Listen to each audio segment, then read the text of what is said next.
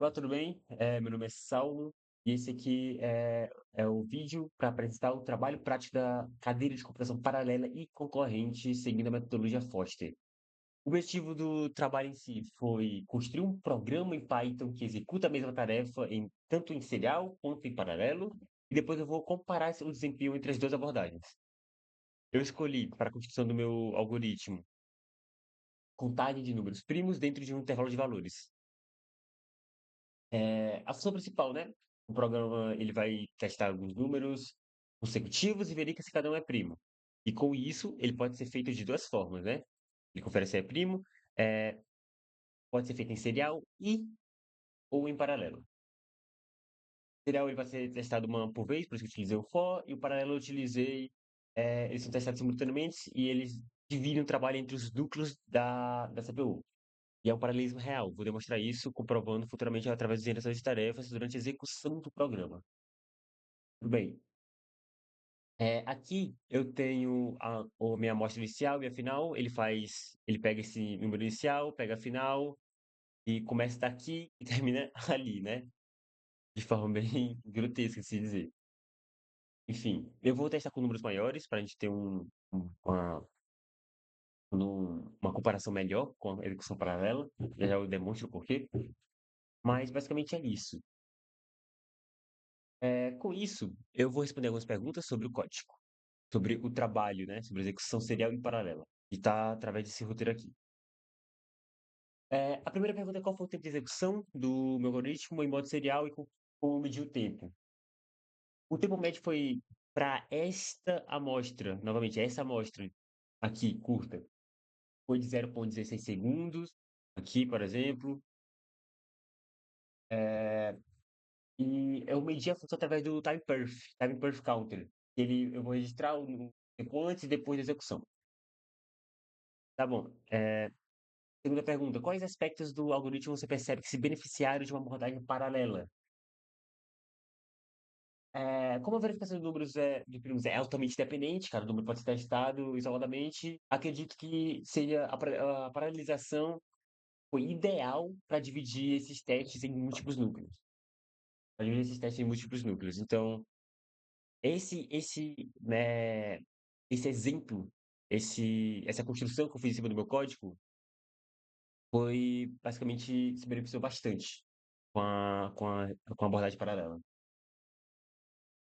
Você utilizou algumas técnicas de otimização no código para reduzir o tempo de execução? Sim, eu utilizei.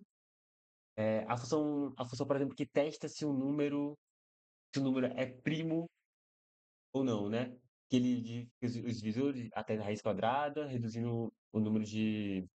Ele vai reduzir o número de iterações e torna a execução mais eficiente.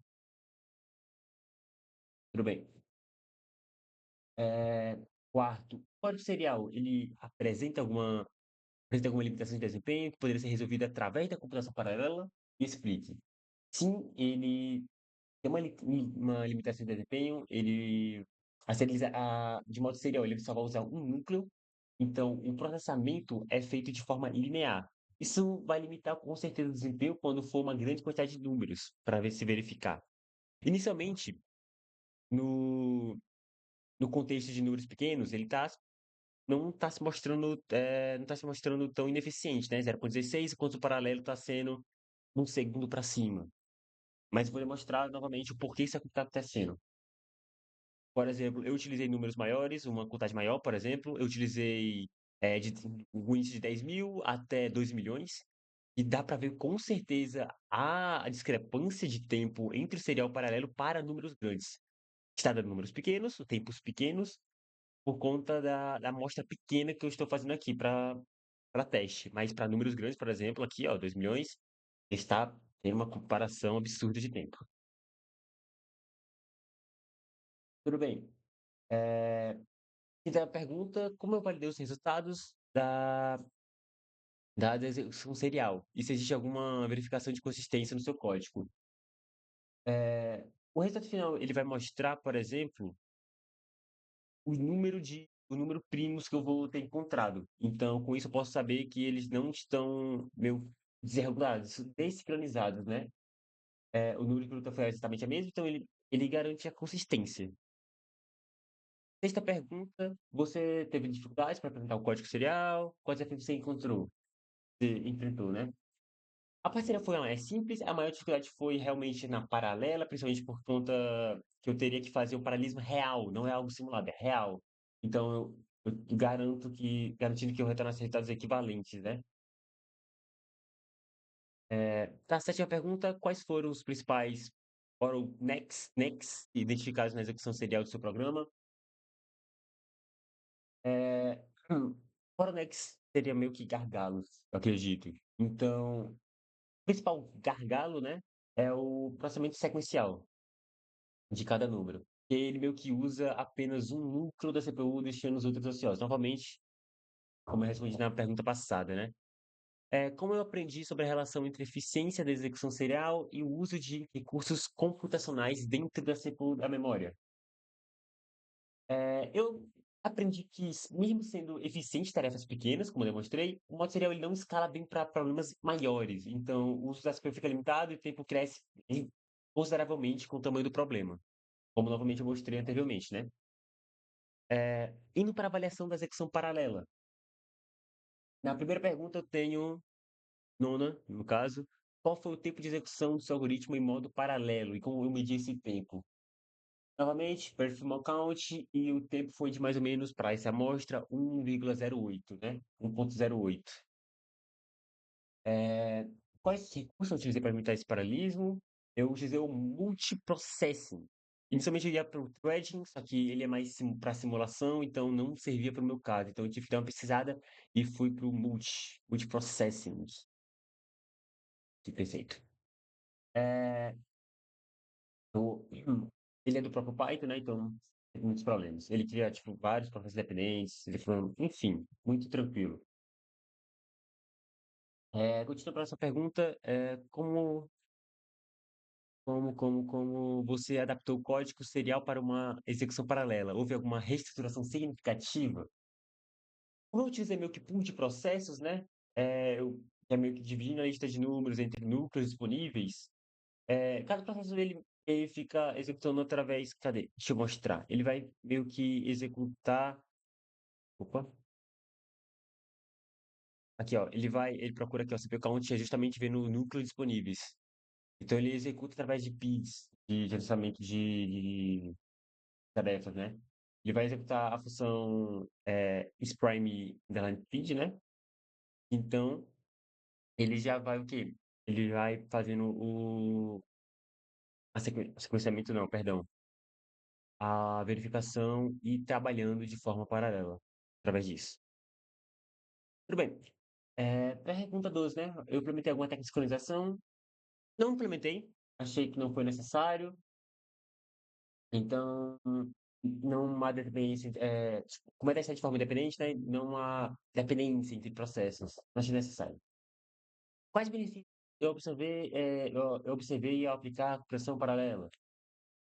O principal, né, é a distribuição de carga. O que é a distribuição de carga, né? É justamente esse trabalho entre núcleos que gera aceleração de tarefas. Então, eu dividi, né, a quantidade de primos que eu estou verificando através dos meus núcleos. Isso para números grandes, amostras grandes, resultou em uma considerável aumento, diminuição de tempo, né? Em comparação com o serial. Pergunta 14. Qual metodologia de força funciona na minha abordagem, né? Eu segui, eu segui as principais metodologias, né? Que é porcionamento, eu dividi o problema em partes dependentes, teste, se eu não me engano, é teste de realidade. Com a comunicação, eu fiz com que cada um trabalhasse de forma isolada, fiz com que cada um trabalhasse de forma isolada, e eu usei o pool, né? Como eu mostrei, eu fiz pool de processos. Além, se eu não me engano, mapeamento, também fiz um mapeamento. Eu distribuí meio que as tarefas automaticamente entre os núcleos do multiprocessing, é, que é o CPU count. Enfim, basicamente, basicamente sendo isso.